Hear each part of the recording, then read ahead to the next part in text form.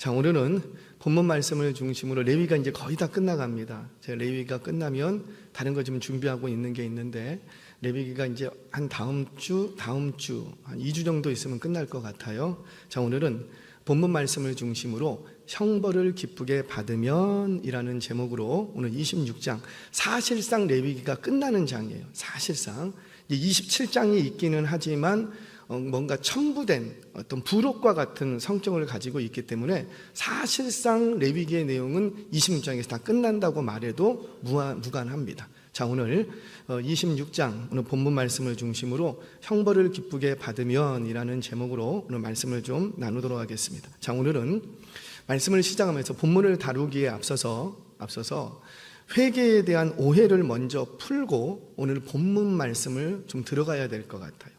우리가 알고 있는 회개에 대한 좀 오해들이 있더라고요. 오해들. 자, 우리가 신앙생활하면서 회개에 대해서 좀 오해하는 부분들이 있습니다. 첫 번째는 회개하면 용서하고 회개하지 않으면 용서하지 않는다라는 관념이 은연중에 있는 것 같아요. 그러니까 회개하면 우리가 받아주고 회개하지 않으면 안 받아주고, 그건 죄송해요, 오해예요. 물론 여러분, 분명 구원에 관해서는 반드시 뭐가 따라와야지 되고, 회개, 그것도 참된 회개가 반드시 있어야 하나님이 그를 받으십니다. 왜냐하면 이때 필요한 이 회개는 예수님의 십자가 죽으심이 전제되어 있기 때문에 그래요. 예수님의 죽으심과 맞바꾼 거예요. 이미 예수님께서 십자가에서 죽으시면서 그 대가를 지불하셨기 때문에, 그래서 우리는 다른 대가를 우리에게 요구하지 않습니다. 왜? 이미 누가 다 대가를 지불하셨기 때문에, 예수님이 다 지불하셨기 때문에. 다만 우리에게 요구되는 것은 구원에 관하여 그 예수 그리스도의 피 흘리심이 나에게 연합된 사건이 되기 위하여서는 반드시 뭐가 동반되어야 되고, 회개. 뭐 때문에? 예수 그리스도의 피 흘리심을 보면서 누구 때문에 이렇게 됐으니? 나 때문에. 그래서 반드시 회개가 동반되어야 하고, 회개만으로도 구원을 얻기에 충분합니다. 아멘이세요? 그러니까 다른 조건이나 다른 어떤 대가를 요구하지 않으신다는 거예요. 자, 그러나 우리가 일반적인 부분에 있어서는 회개하면 받아주고 회개하지 않으면 안 받아주는가? 그런 건 아니라는 거예요. 예를 들어 볼게요. 아들이 죄를 지었어요. 여러분들의 자녀들이 실수가 참 많죠. 저도 그런 실수 많은 세월을 보냈고 지금도 역시 마찬가지예요. 아마 죽을 때까지 실수투성일 것 같아요. 그런데 아들이 죄를 지었어요. 그러면 회개하면 아들로 받아주고 회개하지 않으면 아들로 안 받아주고 그럽니까? 사실 그러지는 않잖아요. 그러니까 우리는 관계 속에서 살아갑니다. 그런데 그 관계라는 것을 이렇게 들여다보면 회개와 용서가 분명히 필요는 한데 꼭 회개와 용서가 없어도 우리는 어떻게 해요? 서로를 좀 이해해주고 서로에 대해서 눈 감아주고 없던 일로 해줍니다. 이런 상황은 우리에게만 나타나는 것이 아니라 성경에도 이런 경우들이 많이 나타납니다. 자, 예를 들어 볼게요. 창세기 33장을 보면 야곱과 에서가 다시 만나는 장면, 기가 막히게 화해하는 장면이 33장이에요. 이 33장은 새로운 역사의 획을 걷습니다. 그동안 20년 동안 묵었던 원한, 어떤 원한인데 20년 전에 형 에서의 장자권을 팥죽이라고 해야 되나요? 죽 한 그릇에 팔아먹어버렸어. 사버렸어. 형도 속이고 아버지도 속이고 축복을 다 빼앗아 버렸어. 받아버렸어. 이것 때문에 20년 동안 에서가 일을 갑니다. 그런데 그 원한이 33장에 완전히 그냥 없던 일처럼 싹 녹아지는 거예요. 어떻게 해서 이렇게 녹아지죠? 그 33장을 들여다보면 분명히 화해가 이루어지는데 그 화해의 장면 속에서 야곱이 에서에게 용서를 구합니까? 형님, 내가 20년 전에 당신에게 몹쓸 짓을 했습니다. 아버지를 속이고 당신을 속이고 정말 죽을 죄를 지었습니다. 형님, 나를 이번 한 번만 그래요? 용서에 용자도 안 나옵니다. 그런 내용이 없어요. 야곱이 아무런 용서를 구하지 않습니다. 그런데 이상한 건 뭐냐면 에서가 그렇게 원한 맺혔던 그 에서가 무조건적으로 야곱을 끌어안습니다. 물론 그 이면에는 누가 역사하시는 거예요? 그리고 하나님의 은혜가 먼저인 거예요. 그러니까 야곱이 용서를 구하고 안 구하고를 떠나서 먼저 뭐가 덮이니까 하나님의 은혜가 흘러가니까 야곱의 안에서도 형 에서에게 대한 정말 죄송하고 미안한 회개하고 싶은 마음이 일어나고, 에서도 야곱이 회개하거나 용서를 구하지 않았음에도 불구하고 어떻게 하고 무조건 끌어안는 거예요. 이 이면에는 뭐가 있기 때문에? 은혜라는 거죠. 자, 그래서 이처럼 여러분, 회개와 용서 이전에 뭐가 먼저 주요하냐면 은혜가 중요하다. 은혜가. 그래서 우리는 많은 경우에 이 은혜 아래 살다 보니, 이 은혜가 우리 안에 흘러가다 보니 많은 경우에 저가 나에게 회개하지 않아도, 저가 나에게 구체적으로 용서를 구하지 않아도 우리는 그냥 없던 일로 해주고 이해해주고 넘어가 줍니다. 사실 하나님이 우리를 대할 때도 이와 마찬가지라는 거예요. 우리를 어떻게 대해주냐면 은혜로 대해줍니다. 이게 무슨 말이냐면, 만약에 우리가 죄를 지을 때마다 회개해야만 나를 받아주겠다고 하셨다면 우리는 하나님 앞에 설 수 있는 사람이 있을까요, 없을까요? 숨 쉬는 것 자체가 한 회개할 일 투성이에요. 아침에 눈 떠서 이렇게 일어나서 저녁에 잠잘 때까지 여러분들, 우리는 숨 쉬는 것 자체가 회개할 일 투성이에요. 그럼에도 불구하고 여러분들 매일같이 저녁마다 한 10개, 20개씩 회개합니까? 우리는 그러지 않는다고요. 왜? 우리 안에 뭐가 주요하게 흘러가니까? 은혜, 하나님과 나 사이에 은혜가 흘러가고 있는 거예요. 물론 그렇다고 해서 회개하지 않아도 되는가? 제가 지금 그 얘기를 하는 건 아니잖아요. 회개는 해야 된다, 말아야 된다? 해야 된다. 그러나 모든 경우에 회개해야지만 하나님이 나를 받아주거나 우리끼리도 회개하고 용서해야지만 내가 너를 용서해 줄게, 이런 관계는 아니라는 거예요. 자, 이거 첫 번째 오해입니다. 회개하면 받아주고 회개 안 하면 안 받아주고, 이거는 우리에게 있는 고정관념 같은 거라는 거죠. 자, 두 번째 오해는 회개하면 그걸로 끝났다고 생각하는 거예요. 오늘 굉장히 중요한 말씀인데, 회개하면 그걸로 다 됐다고 생각하는 거예요. 우리가 이런 실수를 많이 저지르죠. 하나님 앞에 내가 분명하게 회개했어. 하나님, 내가 정말 통곡하면서 눈물 콧물 흘려가면서 정말 회개해, 다시는 안 그런다고, 그리고 진짜 그 죄에서 떠났어. 그러면 그걸로 다 됐다고 생각하는 거예요. 그게 오해입니다. 회개를 하나님께 하든 아니면 사람에게 용서를 구하든 그거면 다 됐다고 생각하는 건, 그거는 회개에 대해서 오해한 거예요. 앞에서 말한 구원에 관한 걸로는 그걸로 충분합니다. 더 이상 아무것도 우리 하나님이 요구하지 않아요. 그걸로 충분해요. 그러나 사람과의 관계 속에서는 그걸로 충분하지 않다는 거예요. 왜 그런 줄 아세요? 우리의 죄성이 그렇게 너그럽지 않습니다. 그렇게 우리의 죄성이 관대하지 않는 거예요. 여러분들 많이 느끼죠? 없던 걸로 좀 해주세요. 그래, 알았어. 내가 없던 걸로 해줄게. 다 잊었어. 다 잊었어요? 전 제일 무서운 분이 뒤끝 없다라는 분이에요. 제일 무서워. 본인은 할 말 다 해. 그리고 나는 뒤끝 없대. 와, 그분은 뒤끝 있지만 나는 뒤끝이 있고 없고. 나는 있어. 당신이 한 말 때문에 당신은 솔직하게 막 뒤끝 없이 있는 말 없는 말 다 했어. 그래서 우리 자 됐습니다. 이제 우리 없던 걸로 합시다. 나는 다 털었습니다. 당신은 털었지만 나는 못 털었어. 그래서 그 말을 끌어안고 들은 나는 어떻게 되고? 밤에 잠을 못 자. 여러분, 이게 뭘 얘기하냐면, 이게 내가 회개했다고, 내가 용서를 구했다고 다 끝나는 문제가 아니라는 거예요. 왜냐하면 우리는 그렇게 너그러운 사람들이 아니라는 겁니다.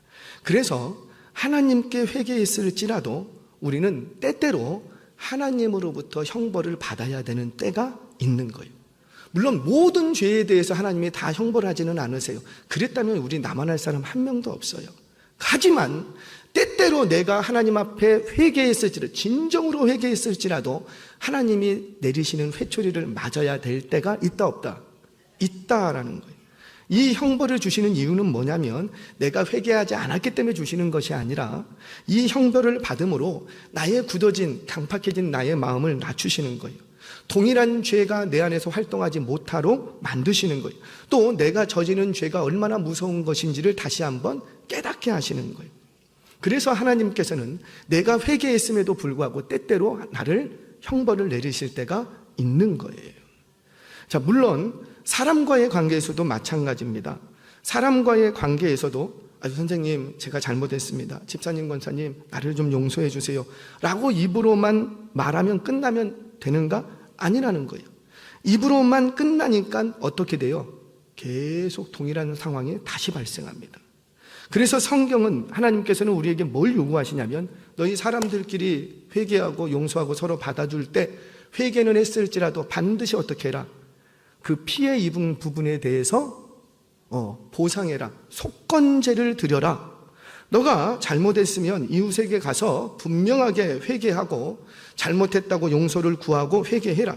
그리고 그걸로 끝나는 거 아니다. 내 앞으로 돌아와서 나에게도 회개를 해야 되는데 그 회개가 하나님이 받으심직한 회개가 되려면 반드시 어떻게 해라? 피해 입힌 것에 대해서 5분의 1을 더해서 보상해라.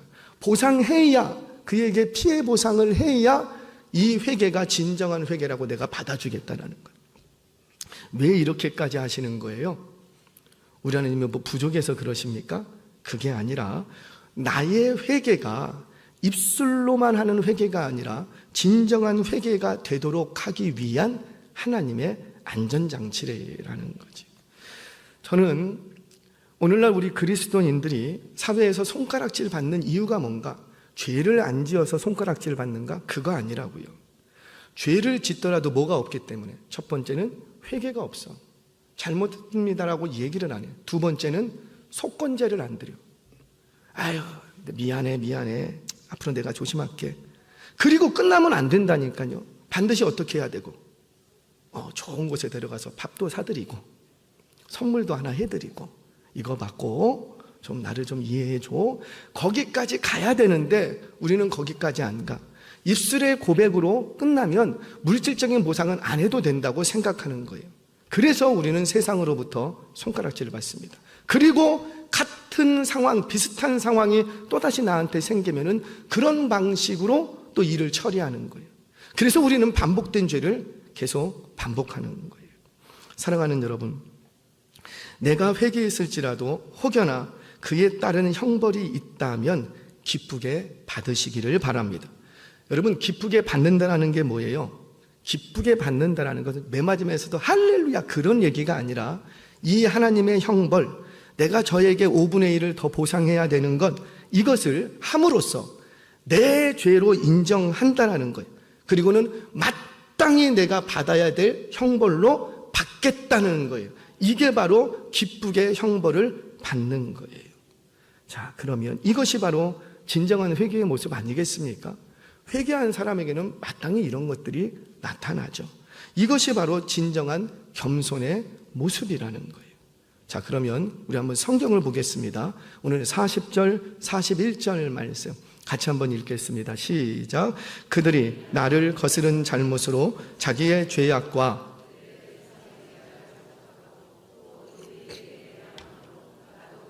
대항하여 내가 그들의 원수들의 땅에서 끌어갔음을 깨닫고 그 할례받지 아니한 그들의 마음이 낮아져서 그들의 죄악의 형벌을 기쁘게 받으면. 아멘. 자, 지금 뭐래요? 형벌을 내리시겠대요. 근데 앞에 쭉 뭐라고 하냐면 자복했다, 깨달았다, 그리고 그 마음이 낮아졌다, 회개한 거예요. 그럼에도 불구하고 하나님은 어떻게 하셨더라? 내가 형벌을 내릴 때가 있더라는 거죠. 그때는 정말 너가 회개했으면 그때는 그 형벌을 어떻게 받으라? 기쁘게 받으라. 자, 그러면 기쁘게 받으면 어떤 일이 일어날까? 오늘 이 부분에 대해서 말씀을 좀 듣습니다. 자, 두 가지만 얘기할 거예요. 간단해요. 첫 번째, 진정한 회개는 형벌을 받아야 한다면 기쁘게 받아야 된다는. 자, 다시 회개했으면 그걸로 끝나지 않고 회개한 이후에 하나님이 매질을, 회초리를 대면 그 회초리를 내가 어떻게 받으라? 기쁘게 받으라는 거예요. 기쁘게. 자, 사무엘하 16장을 보면 참 다윗이 위대한 인물이 될 수밖에 없었던 비밀들이 다 기록이 되죠. 사무엘하 16장을 보면 아들 압살론이 반역을 일으킵니다. 반역을 일으키고 그로 인해서 다윗이 오밤중에 다윗성을 버리고 야밤도주를 하게 돼요. 그 장면이 쭉 기록이 됩니다. 길게 기록돼요. 뭔 기록할 게 없어서 그런 걸 기록하셨는지 그걸 쭉 길게 기록합니다. 이때 게라의 아들 시므이가 다윗을 저주하면서 도망가는 다윗을 쫓아가면서 저주하고 돌을 던집니다. 다윗은 비록 지금 도망하기는 하지만 힘이 없어서 도망하는 게 아니라고요. 압살롬의 반역에 맞서서 싸우려고 마음만 먹었다면 얼마든지 이 상황 뒤집을 수가 있는 힘이 다윗에게는 있어. 뿐만 아니라 시므이가 저주하고 돌을 던질 때 부관들에게 눈짓만 주면 바로 가서 정리시킬 수 있습니다. 그럼에도 불구하고 다윗은 시므이로부터 수치와 모욕을 고스란히 받아요. 그리고는 순순히 예루살렘 성을 빠져나와서 또 한 번 도망자의 신세가 됩니다. 이 다윗은요, 도망자의 신세가 얼마나 괴로운지 이미 다 알고 있어요. 몇 년 동안 도망자였는데 13년 동안 아무 이유 없이 도망 다녔다고요. 도망 안 다닌 곳이 없어요. 그 도망자의 신세가, 여러분 도망할 때는요, 나 혼자 도망하는 게 좋아요? 식구들 끌고 다니면서 도망하는 게 좋아요? 도망해 보셨어요? 나 혼자 몸도 힘들어. 차라리 나는 혼자 되지만은 내 식솔들 끌고 도망자 신세를 한다는 건 이건 너무너무도 비참하고 괴로운 일이에요. 그러니까 다윗은 이걸 잘 알고 있어요. 그럼에도 불구하고 그 쓴 기억들이 있음에도 불구하고 또 한 번 도망자의 신세를 걷습니다. 왜 그랬는가? 다윗이 힘이 없어서 그랬는가? 아니면 다윗이 인격이 너무 고상해서 그랬는가? 아니라고요. 그도 한 번 딱 틀어지면요 바로 다 죽여! 그랬던 다윗이에요. 한 성깔 합니다. 그럼에도 불구하고 왜 이때는 그렇게 안 하는가? 왜 그런 거예요? 지금 이 상황을 누가 주시는 형벌로 받은 거예요? 그렇죠. 하나님이 나에게 내리시는 형벌로, 징계로 해석했기 때문이에요. 자, 정말 그런가? 우리 성경을 통해서 확인해 봐야 되겠죠. 사무엘하 16장 5절 6절 말씀 먼저 읽겠습니다. 자, 시작. 다윗 왕이 바후림의 이름에 거기서 사울의 친족 한 사람이 나오니 게라의 아들이요 이름은 시므이라. 그가 나오면서 계속하여 저주하고 또 다윗과 다윗 왕의 모든 신하를 향하여 돌을 던지니 그때에 모든 백성과 용사들은 다 왕의 좌우에 있었더라. 아멘. 그렇게 막 도망자요, 그리고 시므이가 계속 쫓아오면서 저주를 퍼붓고 돌을 던질 때 그때에 모든 백성과 용사들은 다 어디에 있었더라? 그리고 왕과 함께 있었대요. 이 말은 곧 뭐예요? 눈만 오른쪽만 잠깐만 찔끔 감으면 오른쪽에 있는 그 군사들이, 모든 백성들이 다 시므이 그냥 격리할 수 있는 거예요. 좌우에 다 있었다니까요. 자, 정말 그런가? 9절도 한번 읽어보겠습니다. 이어서 시작. 수르야의 아들 아비새가 왕께 여짜오되 이 죽은 개가 어찌 내 주 왕을 저주하리이까? 청하건대 내가 건너가서 그의 머리를 베게 하소서. 여러 사람 보낼 거 없습니다. 나 혼자 가도 충분합니다. 그랬더니 다윗이 뭐라? 이어지는 10절, 11절 말씀 같이 읽겠습니다. 시작. 왕이 이르되 수르야의 아들들아 내가 너희와 무슨 상관이 있느냐? 그가 저주하는 것은 여호와께서 그에게 다윗을 저주하라 하심이니 내가 어찌 그리하였느냐? 할 자가 누구겠느냐? 하고 또 다윗이 아비새와 모든 신하들에게 이르되 내 몸에서 난 아들도 내 생명을 해하려 하거든 하물며 이 베냐민 사람이랴. 여호와께서 그에게 명령하신 것이니 그가 저주하게 냅둬. 그냥 신경 쓰지 말고 냅둬. 이거는 하나님이 나에게 징계하시는 거야. 형벌하시는 거야. 무슨 말이에요? 다윗은 지금 자신에게 일어난 이 상황, 압살롬의 반역 그리고 시므이의 저주를 어떻게 해석을 했냐면 다윗이 지난날 저질렀던 밧세바와 우리아에 대한 죄악, 그 죄악 때문에 하나님이 징계하신다고 생각을 했던 거예요. 해석했던 거예요. 그래요. 여러분 다 아시죠? 이 다윗은 이 부분에 대해서 이미 회개했어요. 철저하게 통회하고 동일한 죄를 짓는가? 절대 안 짓습니다. 완전히 회개했다고요. 분명하게 회개했지만 그럼에도 불구하고 하나님이 나를 형벌을 내리신다면 그를 맞겠다 안 맞겠다? 기쁘게 맞겠다. 나 회개했습니다. 이미 회개했는데 왜 나에게 이렇게 하십니까?가 아니라 마땅히 받아야 될 형벌로 인정했던 거예요. 그러니 다윗은 압살롬이나 시므이에게 보복하기보다 오히려 근신하는 자세를 취했던 거예요. 그 마음이 낮아질 때도 낮아지는 거예요. 바로 이러한 자세가 형벌을 기쁘게 받아들이는 자세라는 거죠. 이 자세는 진정으로 회개하는 자들에게만 나타나는 아주 아름다운 자세라는 거예요. 사랑하는 여러분, 기억하세요. 하나님께서 돌을 맞게 하시면 제발 그냥 맞으십시오. 맞기는 싫다 이거지.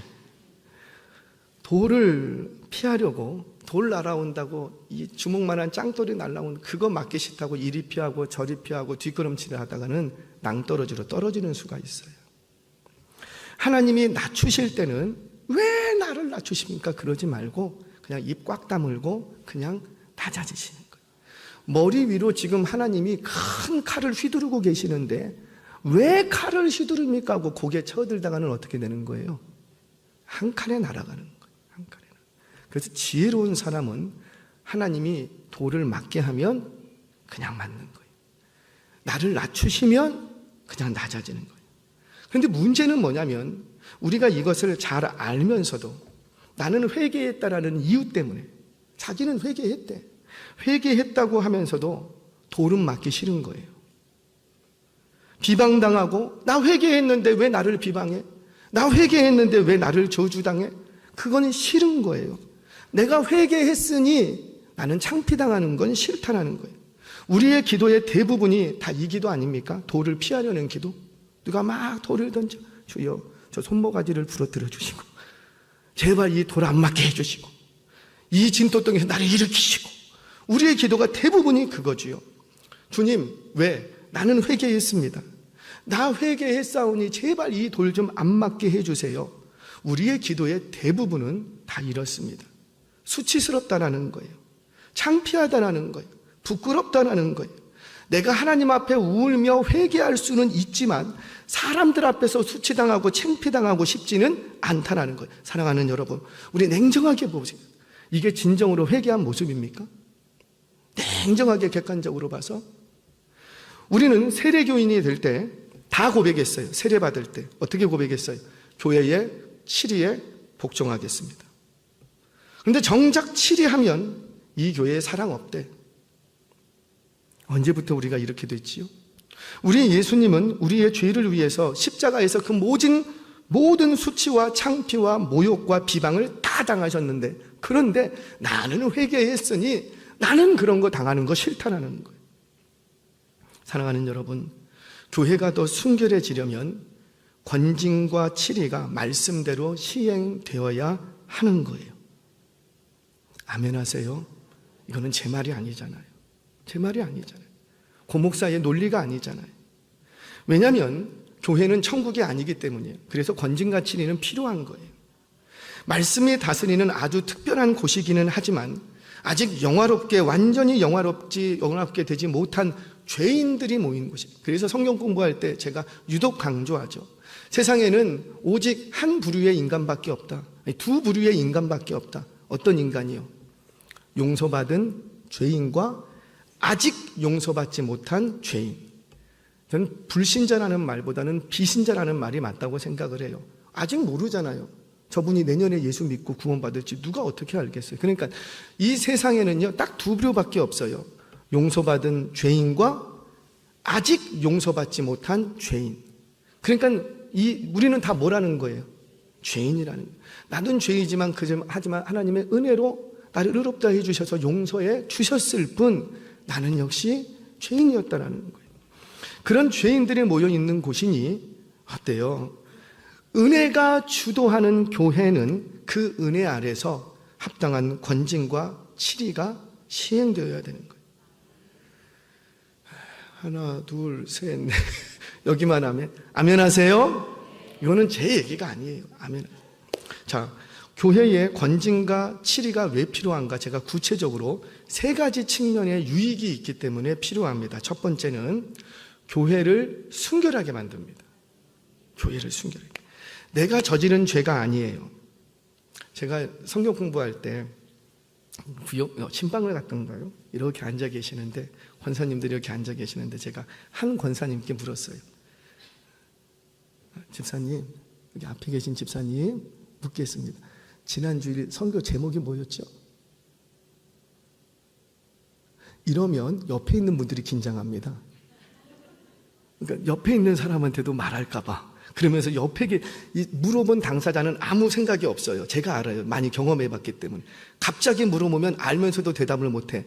그러면 누가 이제 머리를 막 굴리기 시작하냐면, 정작 나는 아무런 생각이 없는데 옆에 계신 분들이 싹 지난주에는 사도의 신경 강해 14. 오케이, 나한테 물어보면 대답해요. 이런 마음이 똑같아요. 내가 저지른 죄는 아니지만 옆에 있는 사람의 드러난 죄로 인해서 치리당할 때 교회 전체는 나도 그 죄를 지을 수 있는 죄로 인정하게 됩니다. 그래서 누가 긴장하기 시작하냐면 옆에 있는 사람들이 긴장하는 거예요. 그래서 동일한 죄를 나도 짓고 있는데 그 치리받는 그 사건을 통해서 내가 스탑하게 되는 거죠. 정작 교회는 그 사람만 다뤘는데 그 옆에 주위에 있는 사람도 덩달아서 스탑하게 되는 거예요. 지금 권징 또는 치리를 받고 있는 지체가 수치당함으로써 나도 비슷한 죄를 짓고 있는데 나는 다만 들통나지 않았을 뿐이라고요. 들통나는 그 형제로 인해서 들통나지 않은 내가 긴장하고 조심하게 되는 거예요. 이렇게 함으로써 공동체 전체가 그 죄로부터 경계하게 되고 끊어내는 기능을 발휘하게 됩니다. 교회를 순결하게 정화시키는 거예요. 자정 능력을 갖게 되는 거죠. 자, 두 번째로 이 권징과 치리가 왜 유익하냐면 회개한 그 당사자에게 자유를 줍니다. 회개. 무슨 말인지 이해가 되시지요? 그가 비록 회개했어도 치리를 받지 않으면 뭔가가 꺼림직함이 남아있을 수 있는데 그냥 적당하게 합당한 딱 치리를 받고 나면 그 다음부터는 자유합니다. 해. 이제 치리 기간 다 끝났어. 누가 뭐라고 얘기할 수가 있는 사람이 있어요, 없어요? 아무도 없는 거예요. 그러니까 본인에게도 자유를 주는 거예요. 자, 마음의 꺼림낌이 남지 않게 합니다. 자, 마지막 하나 더. 영혼을 살리는 권징과 치리는 회개의 조건이 아니라 회개의 결과라는 거죠. 그래서 성경적인 권징과 치리는 반드시 참된 회개를 동반합니다. 회개하지 않는 사람에게는 권징이 사실이 치리가 아무 의미가 없어요. 안 하는 게 나아. 진정으로 회개하지 않으면 권징이나 치리가 그에게 아무 유익이 안 돼요. 오히려 악만 더 만들 뿐이에요. 그러니까 회개하지 않으면 권징이고 치리고도 필요가 없어요. 왜냐하면 그 사람은요, 딱 권징하고 치리하면 어떻게 할까요? 떠납니다. 여기만 교회인가? 떠나버립니다. 그래서 다른 교회 가고 아무렇지도 않은지 나는 순결하고 정결한 것 모습으로 거기 가서 다시 시작하겠다는 거예요. 그래서 오늘날 교회는 치리를 못하죠. 이 말은 뭐냐면 뒤집어서 교회 안에 진정한 회개가 일어나지 않고 있다는 거예요. 초대교회는 진정한 회개가 일어났습니다. 그때는 회개가 일어난 만큼 권징과 치리도 활발하게 있었어요.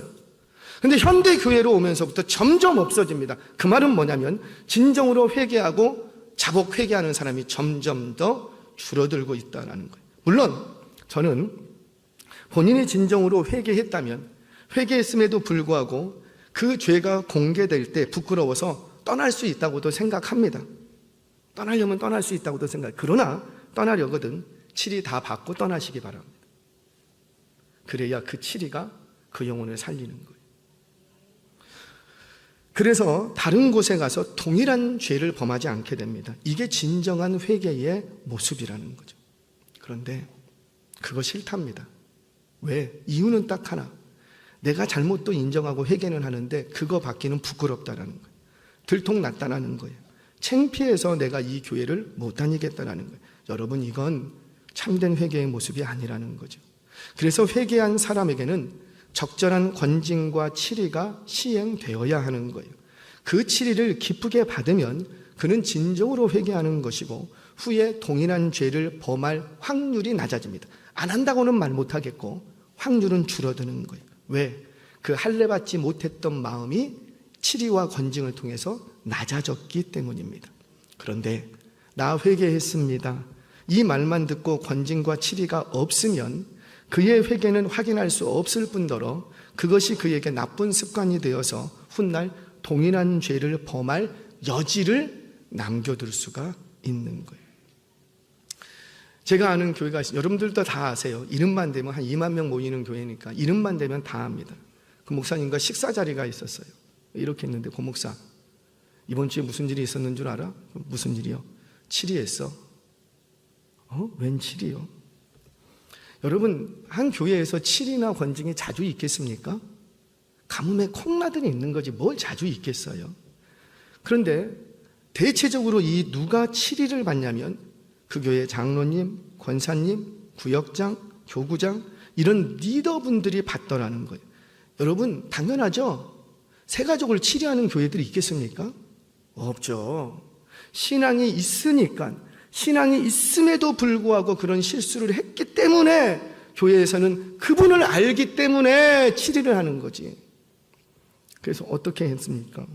물어보니까 이런 분들한테 치리를 내렸는데 3개월에서 6개월 대표기도 정지, 리더 활동 중단하고 근신할 것, 성경 점검 필사. 할렐루야. 치리가 그래요. 성경 점검 필사. 이런 내용이 주보에 딱 공지가 됩니다. 누구 이런 잘못을 저질러 당회는 이렇게 치리하였음. 3개월, 6개월 대표기도 정지. 이런 내용이 주보에 공지가 돼요. 그럼에도 불구하고 참 귀한 것이 그 교회를 떠나지를 않습니다. 떠나지를 않아요. 정말 성숙했지요. 진짜 회개한 거죠. 왜 그런 거예요? 리더쯤 되니까 교회의 치리를 기쁘게 받더라는 거예요. 이런 분들은 교회를 알거든요. 왜 교회가 이렇게 나에게 할 수밖에 없는지를 잘 알고 있거든. 교회를 알고 교회도 그분을 알기 때문에 이렇게 해도 교회를 떠나지를 않는, 얼마나 성숙한 모습입니까? 심지어 그 교회는요, 교육자까지 치리받았어요. 교육자까지. 어떻게 하셨어요? 3개월 감봉, 새벽 설교 중지, 목회자로서의 활동 스탑, 휴가야, 휴가. 휴가가 치리예요. 목회자에게 아무 일도 하지 말라라는 건 그런 엄청난 이 수치를 주는 거거든요. 아무것도 하지 말라라는 거예요. 딱 3개월 동안. 자, 그런데 대부분의 교회와 성도, 심지어 교육자들 역시 회개를 한다고 하지만 교회에서 치리는 못 받겠다라는 거예요. 눈물로 회개하기에 그 회개를 받아주었어요. 그리고는 치리가 없어. 그랬더니 잠시 후 공동체를 떠납니다. 왜 그런가 봤더니 진정한 회개가 없었기 때문이에요. 사랑하는 여러분, 기억하세요. 회개했을지라도 하나님의 형벌이 있다면, 교회에 치리가 있다면 기쁘게 받아들일 수 있는 겸손하고 성숙한 저와 여러분 되어주시길 주의 이름으로 축원합니다. 그게 교회를 살리고 내 영혼을 살리는 안정장치가 된다는 거예요. 자, 마지막입니다. 자, 그러면 그렇게 하나님의 형벌을 기쁘게 받으면 어떤 결과가 있을까? 자, 우리 이게 중요하죠. 또 이게 성경을 읽겠습니다. 42절 같이 한번 읽겠습니다. 시작. 내가 야곱과 맺은 내 언약과 이삭과 맺은 내 언약을 기억하며 아브라함과 맺은 내 언약을 기억하고 그 땅을 기억하리라. 아멘. 자, 한 절 더 보겠습니다. 45절 같이 읽겠습니다. 시작. 내가 그들의 하나님이 되기 위하여 민족들이 보는 앞에서 애굽 땅으로부터 그들을 인도하여 낸 그들의 조상과의 언약을 그들을 위하여 기억하리라. 나는 여호와이니라. 아멘. 치리 얘기하니까 우리 목사님 이번 주부터 치리하려나 보다 이렇게 생각하지 마세요.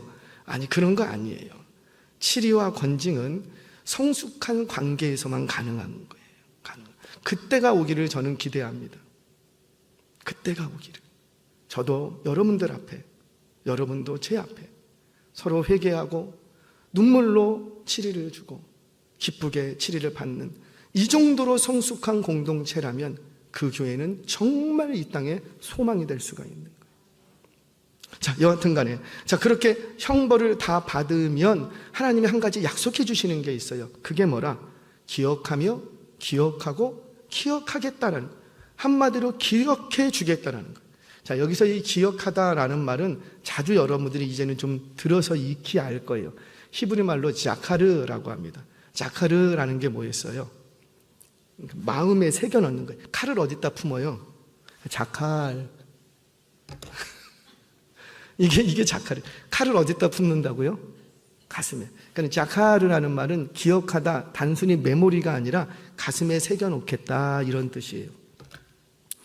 자, 자카르라는 말은 그런 의미입니다. 자, 그런데 하나님이 기억하신다, 자카르 한다라는 것은 단순히 머리나 마음속으로 생각하는 것만으로 그치지 않고 하나님이 기억하신다라는 것은 곧 내가 이제 기억했다, 이 말은 곧 행동으로 옮기겠다라는 뜻을 갖고 있다고요. 자, 다시 내가 기억하겠다, 이 말은 기억하는 순간 그때부터 뭐 하시겠다?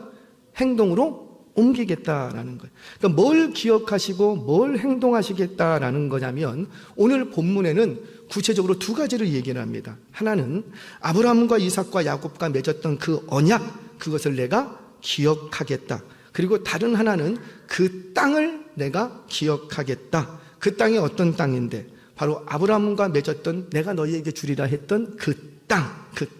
결국 하나님께서는 아브라함과 맺으셨던 후손에 관한 약속과 땅에 관한 약속을 기억하시고 내가 이제부터 이루기 시작하겠다, 이 뜻이라고요.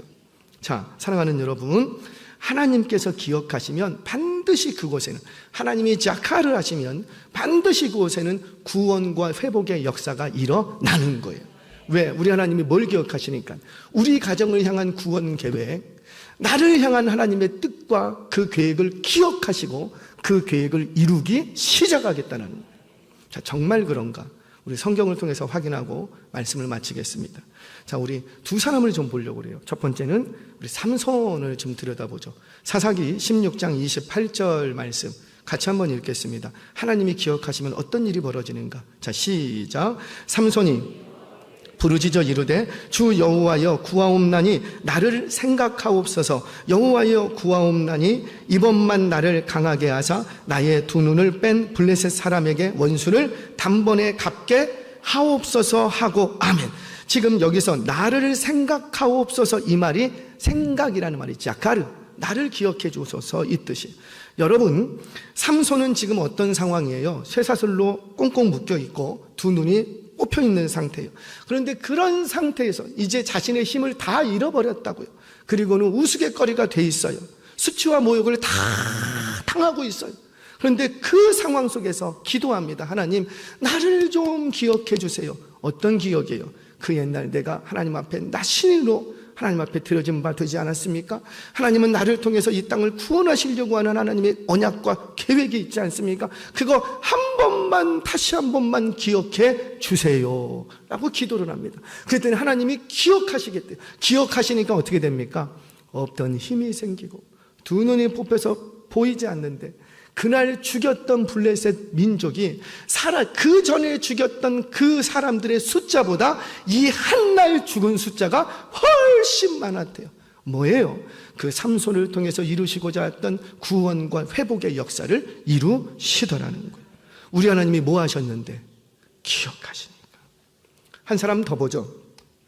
사무엘상 1장 11절 말씀 같이 한번 읽겠습니다. 시작. 서원하여 이르되 만군의 여호와여 만일 주의 여종의 고통을 돌보시고 나를 기억하사 주의 여종을 잊지 아니하시고 주의 여종에게 아들을 주시면 내가 그의 평생에 그를 여호와께 드리고 삭도를 그의 머리에 대지 아니하겠나이다. 아멘. 지금 누구의 기도예요? 한나, 그 유명한 한나의 서원 기도입니다. 그 서원 기도하면서 그가 요청하는 게 뭐예요? 딱 하나예요. 뭘 요청해요? 나를 기억해 주세요. 나를 좀 기억해 주세요. 그렇게 기도합니다. 자, 아이를 낳을 수 없는 한나예요. 낳을 수 없는 몸이에요. 그런데 하나님 나 좀 기억해 주세요 했더니 어떤 일이 벌어지고, 자, 이어지는 1장 19절 말씀 같이 한번 읽겠습니다. 시작.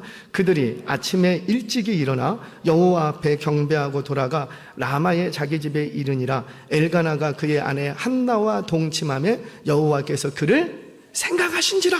여기서의 생각하신지라가 뭐라? 그렇죠, 기억하다, 자카르라는 단어예요. 그래요, 생각하셨어요. 우리 하나님이 자카르 하셨어요. 그랬더니 어떤 일이 벌어지고 아이를 낳을 수 없는 몸이 아이를 낳는 몸으로 바뀌어집니다. 나중에 이걸로 하나로 끝났죠? 아니었어요. 그 외에도 사람들이 태문을 여셔서 하나님이 이 가정에 자식을 넉넉히 주는 거예요. 말씀을 정리하겠습니다. 사랑하는 여러분, 그래요. 하나님이 내리시는 형벌을 기쁘게 받으면 하나님이 저와 여러분을 기억해 주시겠다는 거예요. 너 얼마나 힘들었니? 그동안 많이 괴로웠지? 내가 너를 향한 계획이 있는데, 내가 너희 가정을 향한 계획이 있었는데 그동안 많이 힘들었지? 내가 다시 그 계획을 기억할 거야. 하나님이 기억하시면 하나님이 이루신답니다. 여러분들의 가정을 향한 구원과 회복의 역사를 시작하시겠다는, 사랑하는 여러분, 혹여나 나의 죄나 실수로 인해서 내가 돌을 맞아야 한다면 그냥 기쁘게 맞으시기 바랍니다. 물론 회개가 동반되어야 돼요. 형벌로 인해서 회개를 하든지 아니면 회개했기 때문에 형벌을 받든지 어느 편이든지 하나님의 형벌은 회개를 동반해야 됩니다. 맞을 때는 아프고 괴로워요. 창피하고 부끄러워요.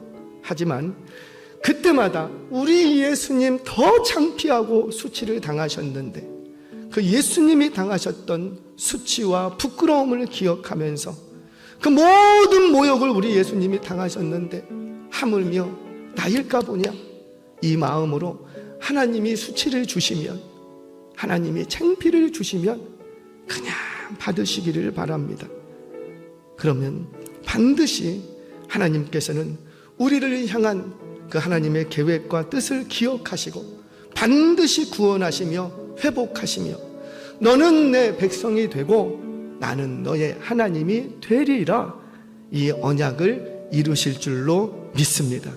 이 약속을 붙들고 여러분들의 삶의 자리에서 오늘 내가 당해야 될 형벌이 있다면 기쁘게 받으셔서 하나님이 약속하신 구원과 회복을 경험하는 주인공들 되시길 주의 이름으로 축원합니다.